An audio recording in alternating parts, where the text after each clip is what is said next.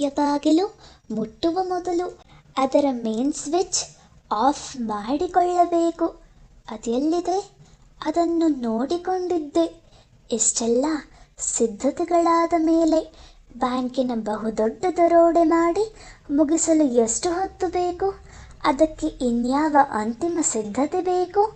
ಅಸಲು ಕಿರಿಕಿದ್ದದ್ದೇ ಅಲ್ಲಿ. ಗಾಂಧಿನಗರದ ಸಿಂಡಿಕೇಟ್ ಬ್ಯಾಂಕಿನ ಪ್ರಧಾನ ಶಾಖೆಯ ತಿಜೋರಿಗೆ ತಾಂತ್ರಿಕವಾಗಿ ಇಷ್ಟೆಲ್ಲ ಸಿದ್ಧತೆ ಭದ್ರತೆಗಳನ್ನು ಮಾಡಿ ಅದಕ್ಕೊಂದು ಕಳಶವಿಟ್ಟಂತೆ ಬ್ಯಾಂಕಿನ ಆವರಣದಲ್ಲಿ ರಾತ್ರಿಯಿಡೀ ಒಬ್ಬ ಬಂದೂಕುಧಾರಿ ಗಾರ್ಡನನ್ನು ನಿಲ್ಲಿಸಿರುತ್ತಾರೆ. ನಮ್ಮನ್ನು 10,000 ವೋಲ್ಟ್ನ ವಿದ್ಯುತ್ ತಡೆಯದಿರಬಹುದು. ಅತಿ ಸೂಕ್ಷ್ಮದ ವಿದ್ಯುತ್ ಬೇಡುವ ನಂಬರುಗಳ ಡಯಲಿಂಗ್ ಸಿಸ್ಟಮ್ ತಡೆಯದಿರಬಹುದು. ಆದರೆ ಬಾಗಿಲಲ್ಲಿ ನಿಂತ ಗಾರ್ಡು ತಡೆಯುತ್ತಾನೆ. ಏಕೆಂದರೆ ಅವನು ಮನುಷ್ಯ.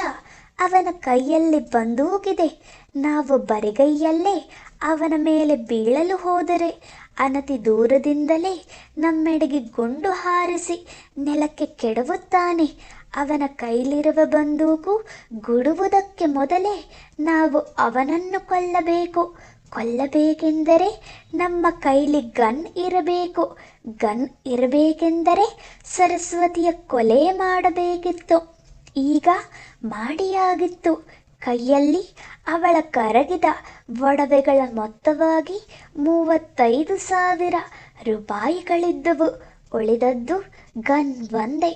ಅದು ಮೈಸೂರಿನಲ್ಲಿ ಸಿಗುವುದಿಲ್ಲ, ಗೋವಾದಲ್ಲಿ ಸಲೀಸಾಗಿ ಸಿಗುತ್ತೆ ಹಾಗಂತ ಅಂದುಕೊಂಡು ಬಿಟ್ಟಿದ್ದೆ.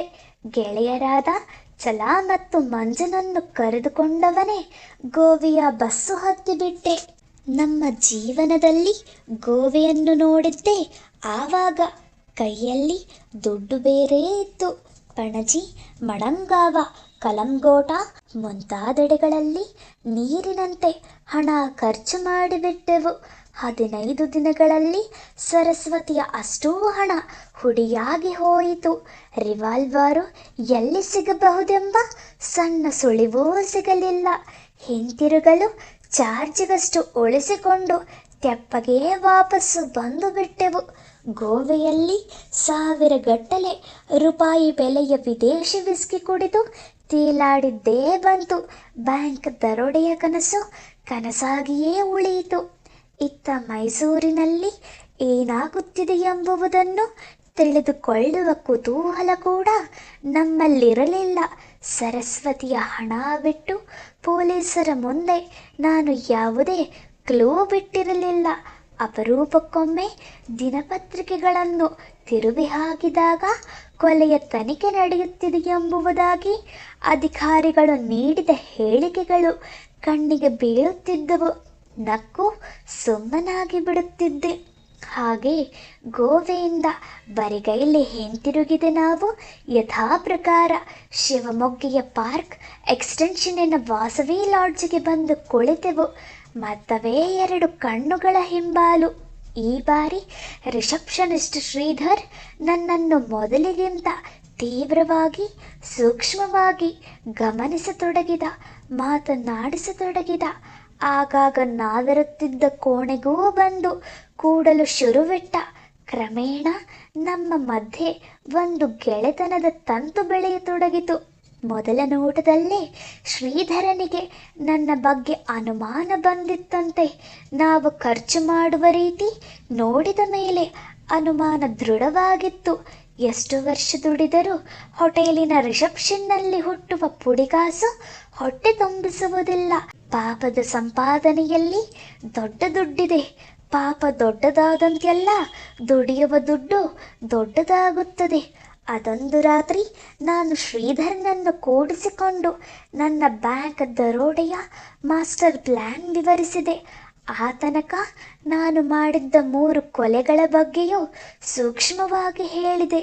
ನನ್ನೆದುರು ಕುಳಿತಿದ್ದ ಶ್ರೀಧರ ನನ್ನ ಕಣ್ಣುಗಳನ್ನೇ ನೋಡುತ್ತಾ ಸ್ಥಿರವಾದ ದನಿಯಲ್ಲಿ ಹೇಳಿದ, ನಾನೂ ಸೇರ್ಕೋತೀನಿ. ಎಂಥ ಕೆಲಸಕ್ಕಾದರೂ ನಾನು ರೆಡಿ. ಅದು ಸುಳ್ಳೇನೂ ಆಗಿರಲಿಲ್ಲ. ಶ್ರೀಧರ್ ನಮ್ಮ ತಂಡದಲ್ಲೇ ಅತ್ಯಂತ ಧೈರ್ಯಶಾಲಿ, ನಿರ್ದಯಿ ಮತ್ತು ಎಂಥ ಕೆಲಸವನ್ನು ಮಾಡಿ ಮುಗಿಸಬಲ್ಲ ರುತ್ಲೆಸ್ ಫೆಲ್ಲೋ ಆಗಿ ಬೆಳೆದ. ಅವನಿಗೆ ಆಗಿಷ್ಟು ಈಗಿಷ್ಟು ಕುಡಿಯುವ ಚಟವಿತ್ತು. ಅಪರೂಪಕ್ಕೊಂದು ಸಿಗರೇಟು ಸೇದುತ್ತಿದ್ದ. ಆದರೆ ಶ್ರೀಧರ್ನಲ್ಲಿ ನನಗಿಷ್ಟವಾದ ಗುಣವೆಂದರೆ ತನ್ನ ಪ್ರೀತಿಯ ಹುಡುಗಿಯೆಡೆಗೆ ಅವನಿಗಿದ್ದ ನಿಯತ್ತು. ಅವಳ ಹೆಸರು ಗೀತಾ ಅಂತ. ತುಂಬ ಒಳ್ಳೆಯ ಹುಡುಗಿ, ನಿಯತ್ತಿನ ಹುಡುಗಿ. ಮುಂದೆ ಶ್ರೀಧರ್ ಜೀವಾವಧಿ ಜೈಲು ಶಿಕ್ಷೆಗೆ ಒಳಗಾದಾಗ ಅವನಿಗಾಗಿ 13 ವರ್ಷ ಕಾಲ ಒಂಟಿಗಾಲಲ್ಲಿ ಕಾಯುತ್ತ ನಿಂತ ಸೀತೆಯಂಥ ಹುಡುಗಿ. ಶ್ರೀಧರನು ಅವಳ ಬಗ್ಗೆ ಅಷ್ಟೇ ನಿಯತ್ತಿನಿಂದ ಇದ್ದ. ಬೇರೊಂದು ಹೆಂಗಸಿನ ಕಡೆಗೆ ಕಣ್ಣೆತ್ತಿಯೂ ನೋಡಲಿಲ್ಲ. ಪಾತಕಿಯಾಗಿ ಶ್ರೀಧರನ ಧೈರ್ಯ ಎಂಥವರನ್ನು ದಂಗುಬಡಿಸುತ್ತಿತ್ತು. ಅವನು ಚಾರ್ಮಾಡಿ ಘಾಟಿನಲ್ಲಿ ಹೆಣಗಳನ್ನು ಎಸೆದು ಬರುತ್ತಿದ್ದ ರೀತಿಯೇ ಅಂತಹುದಿತ್ತು. ಕತ್ತಲಿಗೆ ಯಾವತ್ತೂ ಹೆದರಲಿಲ್ಲ. ಜೀವದ ಹಂಗು ಅವನಿಗಿರಲಿಲ್ಲ. ಒನ್ಸ್ ಅಗೇನ್ ಶ್ರೀಧರ್ ಬ್ರಾಹ್ಮಣ. ಇಲ್ಲಿ ಮಂಜನೊಬ್ಬನನ್ನು ಬಿಟ್ಟರೆ ಉಳಿದವರೆಲ್ಲರೂ ಪುಳಿಚಾರುಗಳೇ. ಶ್ರೀಧರ್ ವಾಸವಿ ಲಾಡ್ಜಿನ ಕೆಲಸ ಬಿಟ್ಟು ಬಿಟ್ಟ. ತಾನು ಬಿಸ್ನೆಸ್ ಮಾಡುವುದಾಗಿ ಅವರಿವರಿಗೆ ಹೇಳಿದ್ದ. ನಮ್ಮ ತಂಡ ಸೇರಿಕೊಂಡಾಗ ಅವನಲ್ಲೂ ಸ್ವಲ್ಪ ಹಣವಿತ್ತು. ಈ ಬಾರಿ ಅನವಶ್ಯಕವಾಗಿ ಯಾರನ್ನು ಕೊಲ್ಲುವುದು ಬೇಡ, ಯಾವುದಾದರೂ ಮನೆಗೆ ನುಗ್ಗಿ ಡಕಾಯಿತಿ ಮಾಡಿಬಿಡೋಣ ಎಂಬ ವಿಚಾರವನ್ನು ನಾನು ಮುಂದಿಟ್ಟಾಗ ಎಲ್ಲರೂ ಒಪ್ಪಿದರು. ಆದರೆ ಶಿವಮೊಗ್ಗದಿಂದ ಹೊರಡುವಾಗಲೇ ಅದೇಕೋ ಈ ಟ್ರಿಪ್ಪಿನಲ್ಲಿ ನಾವು ಮತ್ತೊಂದು ಕೊಲೆ ಮಾಡಲಿದ್ದೇವೆ ಎಂದೇ ನನ್ನ ಒಳಮನಸ್ಸು ಹೇಳುತ್ತಿತ್ತು. ಶಿವಮೊಗ್ಗದಿಂದ ನಾವು 4 ಜನ, ನಾನು, ಮಂಜ, ಛಲ, ಶ್ರೀಧರ ಬೆಂಗಳೂರಿಗೆ ಬಂದೆವು. ಬೆಂಗಳೂರಿನ ಮನೆಯೊಂದನ್ನು ಛಲ ತೋರಿಸಿದ್ದ. ರಾತ್ರಿ ಒಂದು ಹೊತ್ತಿನಲ್ಲಿ ಬಾಗಿಲು ಮುರಿದು ನುಗ್ಗಿದರೆ ಲಕ್ಷಾಂತರ ಸಿಗುವುದು ಗ್ಯಾರಂಟಿ ಎಂದಿದ್ದ. ಆದರೆ ಆ ಮನೆಯಿದ್ದ ಪ್ರದೇಶ ನೋಡಿದ ಮರುಕ್ಷಣವೇ ಇದು ಆಗುವ ಕೆಲಸವಲ್ಲ ಎಂದು ನಾನು ನಿರ್ಧರಿಸಿಬಿಟ್ಟೆ. ಬೆಂಗಳೂರಿನ ವಿಚಾರ ಅಲ್ಲಿಂದಲ್ಲಿಗೆ ಡ್ರಾಪ್ ಮಾಡಿ ಹಾಸನಕ್ಕೆ ಹೊರಟು ಬಿಟ್ಟೆವು. ಅವತ್ತು ತಾರೀಕು 7 ಜೂನ್ 1983. ಹಾಸನದ ಸಮೀಪದ ಊರದು. ಹೊಡೆದರೆ ದೊಡ್ಡ ಮೊತ್ತವೇ. ಅದೊಂದು ಲಕ್ಷಾಧೀಶ್ವರನ ಮನೆ. ನಾಗರಿಕತೆಯಿಂದ ದೂರವಿದ್ದ ಒಬ್ಬಂಟಿ ಮನೆ. ಡಕಾಯಿತಿಯೊಂದೇ ಏಕೆ, ಸಾಲುಗಟ್ಟೆ ಕೊಲೆ ಮಾಡಿದರೂ ಆದಿತು. ಆದರೆ ಕೊಲೆ ಮಾಡಿ ಮುಗಿಸಿದ ಮೇಲೆ ಅಲ್ಲಿಂದ ಕೊಳ್ಳೆಯ ಸಮೇತ ಪರಾರಿಯಾಗಲು ಒಂದು ಕಾರು ಬೇಕು. ನನ್ನ ಒಳಮನಸ್ಸಿನ ಮಾತು ನಿಜವಾಗತೊಡಗಿತ್ತು. ನಾನು ನನ್ನ ಜೀವಮಾನದ 4ನೆಯ ಕೊಲೆಯನ್ನು ಮಾಡಲು ನಿಶ್ಚಯಿಸಿದೆ. ಈ ಬಾರಿ ನನ್ನೊಂದಿಗೆ ಹಂತಕರ ಪಡೆಯೇ ಇತ್ತು. ಮಂಜ ಮತ್ತು ಛಲ ಆಗಲೇ ಒಂದು ಕೊಲೆಯಲ್ಲಿ ಭಾಗಿಗಳಾಗಿ ಸಾಕಷ್ಟು ಅನುಭವ ಪಡೆದಿದ್ದರು. ಆದರೆ ಅನುಭವಕ್ಕಿಂತ ಶ್ರೀಧರನ ಧೈರ್ಯ ದೊಡ್ಡದಿತ್ತು. ನಾಲ್ವರೂ ಕುಳಿತು ಮಾತಾಡಿಕೊಂಡು ಹಾಸನದ ಬಸ್ ಸ್ಟ್ಯಾಂಡಿನೆದುರು ನಿಂತಿದ್ದ ಮಾರ್ಕ್ 4 ಕಪ್ಪು ಅಂಬಾಸಡರ್ ಕಾರೊಂದನ್ನು ಬಾಡಿಗೆಗೆ ತೆಗೆದುಕೊಂಡೆವು. ಕಾರಿನ ನಂಬರ್ MYH5813. ಅದರ ದುರ್ದೈವಿ ಚಾಲಕನ ಹೆಸರು ಸುಬ್ಬರಾವ್. 45 ವರ್ಷ ವಯಸ್ಸಿನ ಚಿಕ್ಕ ಆಕೃತಿಯ ಸಭ್ಯ ಮನುಷ್ಯ ಸುಬ್ಬರಾವ್ ನಮ್ಮ 4 ಜನರ ಪೈಕಿ ಯಾರೇ ಒಂದೇಟು ಹೊಡೆದರೂ ಮೊದಲನೇ ಹೊಡೆತಕ್ಕೆ ಸತ್ತು ಹೋಗುವಂತಿದ್ದ. ತನ್ನ ಕಪ್ಪು ಅಂಬಾಸಡರ್ ಕಾರನ್ನು ಫಳಫಳನೇ ಒರೆಸಿಟ್ಟುಕೊಂಡು ಕಾಯುತ್ತಿದ್ದ ಸುಬ್ಬರಾವ್ ಜೋಗಕ್ಕೆ ಹೋಗೋಣವೆಂದ ಕೂಡಲೇ ಸಂಭ್ರಮದಿಂದ ಹೊರಟ. ಮನೆಗೆ ಹೋಗಿ ಕುಟುಂಬಕ್ಕೆ ಬೇಕಾದಷ್ಟು ದಿನಸಿ ಕೊಟ್ಟು ಬಂದ. ಕಾರು ಹತ್ತಿ ಹಾಸನ ದಾಟಿ ಸ್ವಲ್ಪ ದೂರ ಹೋಗುತ್ತಿದ್ದಂತೆಯೇ ನಾನು ಸುಬ್ಬರಾವ್ನ ಪಕ್ಕದ ಸೀಟಿನಲ್ಲಿ ಕುಳಿತು ಆತನನ್ನು ಮಾತಿಗೆಳೆದೆ. ಸುಬ್ಬರಾವ್ ಇತರೆ ಡ್ರೈವರ್ಗಳಂತೆ ಸಿಡುಕನಲ್ಲ, ಒರಟನಲ್ಲ, ತಲಹರಟೆಯ ಮನುಷ್ಯನಲ್ಲ. ನಿಜವಾಗಿಯೂ ಒಳ್ಳೆಯ ಮನುಷ್ಯ, ಮೃದು ಭಾಷಿ, ಕಾರು ನಾನೇ ಓಡಿಸ್ತೀನಿ, ನೀವು ಬಂದು ಆರಾಮಾಗಿ ಕುಳಿತುಕೊಳ್ಳಿ ಅಂದೆ. ತಕ್ಷಣ ಸುಬ್ಬಾರಾವ್ ರಸ್ತೆಯಲ್ಲಿ ಗಾಡಿ ನಿಲ್ಲಿಸಿ ಸ್ಟೇರಿಂಗ್ ನನ್ನ ಕೈಗೆ ಕೊಟ್ಟು ಎಡಗಡೆಯ ಸೀಟಿಗೆ ಬಂದು ಬಿಟ್ಟ. ತೀರಾ ಪರಿಚಯವಿದ್ದರೂ ಟ್ಯಾಕ್ಸಿ ಡ್ರೈವರುಗಳು ತಮ್ಮ ಕಾರುಗಳನ್ನು ಹೀಗೆ ಪ್ಯಾಸೆಂಜರುಗಳ ಕೈಗೆ ಕೊಡಲು ಹಿಂದೂ ಮುಂದೆ ನೋಡುತ್ತಾರೆ. ಆದರೆ ಸುಬ್ಬಾರಾವ್ ಎಂಥ ನಿರುಪದ್ರವಿ ಮನುಷ್ಯನೆಂದರೆ ಒಂದು ಸಣ್ಣ ತಕರಾರು ಮಾಡಲಿಲ್ಲ. ತೆಪ್ಪಗೆ ಸ್ಟೀರಿಂಗ್ ನನ್ನ ಕೈಗೆ ಕೊಟ್ಟು ಪಕ್ಕದ ಸೀಟಿನಲ್ಲಿ ಕುಳಿತುಕೊಂಡ.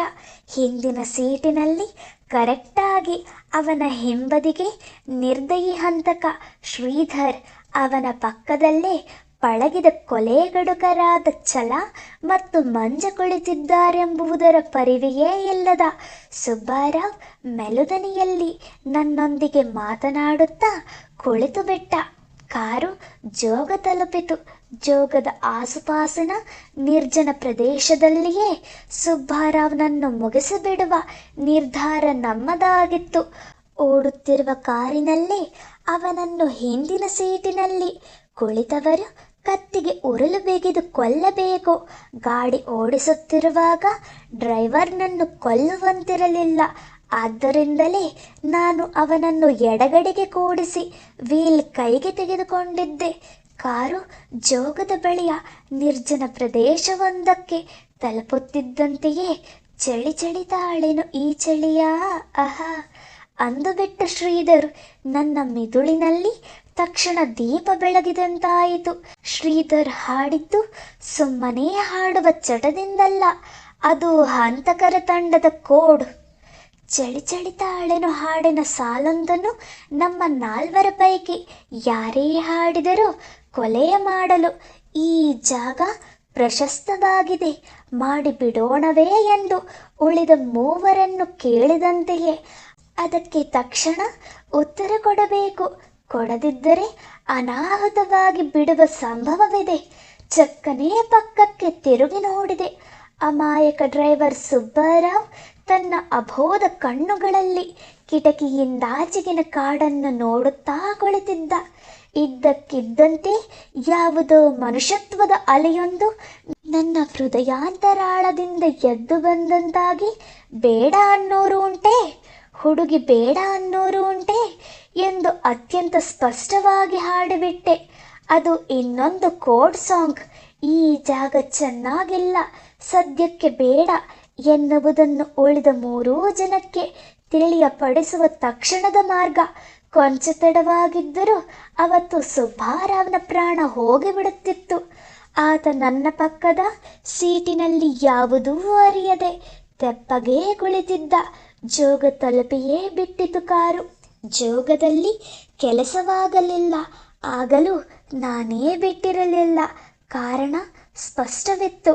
ಹಾಸನದಿಂದ ಜೋಗಕ್ಕೆ ಬರುವ ಹೊತ್ತಿಗೆ ನನ್ನಂತಹ ನಿರ್ದಯಿ ಹಂತಕನ ಮನಸ್ಸಿನಲ್ಲೂ ಡ್ರೈವರ್ ಸುಬ್ಬಾರಾವ್ ಬಗ್ಗೆ ಒಂದು ವಿವರಿಸಲಾಗದ ಪ್ರೀತಿ ಹುಟ್ಟಿಬಿಟ್ಟಿತ್ತು.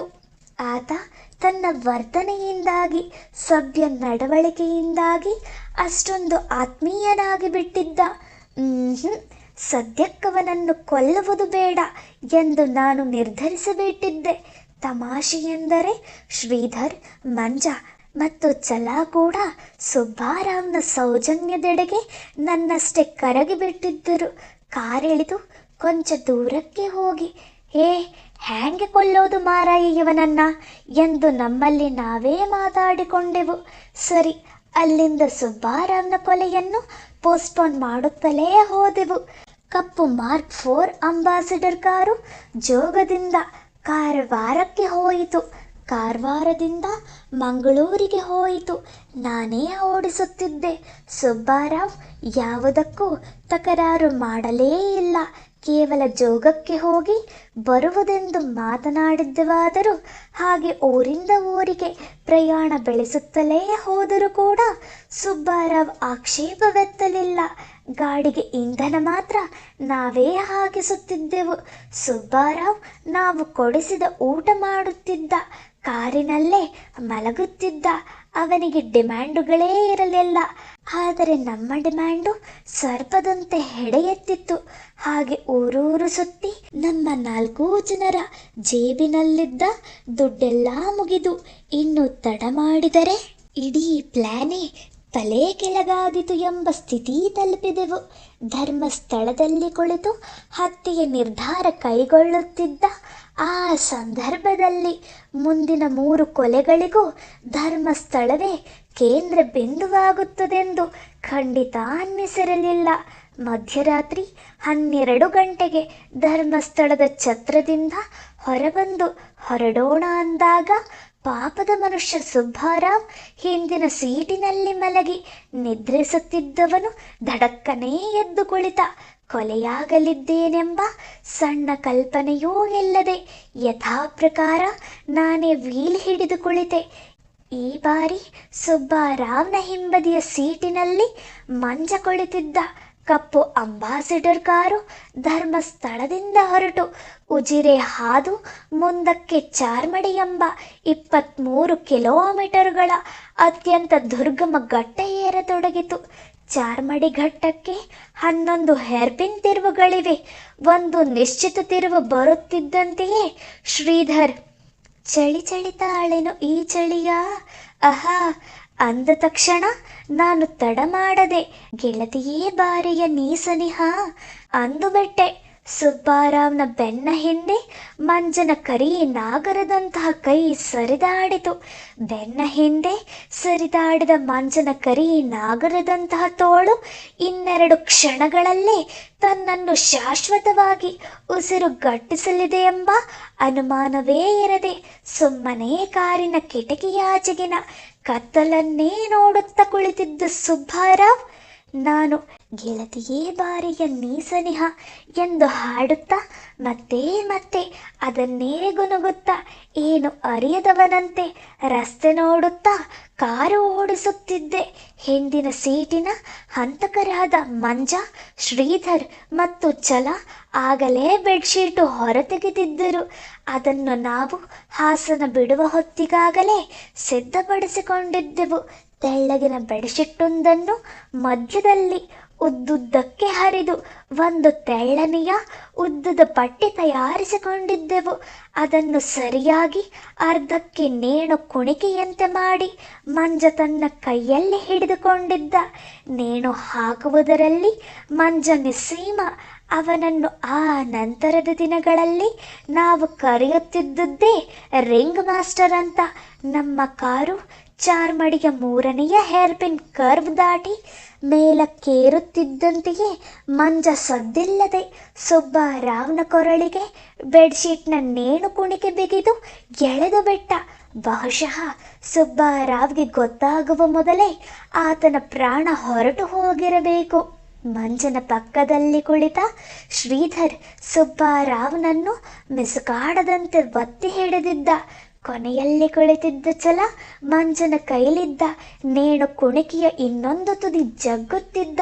ಶಬ್ದ ಕೂಡ ಆಗಲಿಲ್ಲ. ನಿಷ್ಪಾಪಿ ಸುಬ್ಬಾರಾವ್ನ ಕೊಲೆ ನಡೆದು ಹೋಯಿತು. ಅನತಿ ದೂರ ಸಾಗಿದ ಮೇಲೆ ಒಂದು ನಿಶ್ಚಿತ ತಿರುವಿನಲ್ಲಿ ನಾನು ಕಾರು ನಿಲ್ಲಿಸಿದೆ. 7-8 ದಿನಗಳಿಂದ ನಮ್ಮ ಜೊತೆ ನಿರುಪದ್ರವಿಯಾಗಿ ಮೈಲುಗಟ್ಟಲೆ ಸುತ್ತುತ್ತಿದ್ದ ಸುಬ್ಬಾರಾವ್ ಕುಳಿತಲ್ಲೇ ಹೆಣವಾಗಿ ಹೋಗಿದ್ದ.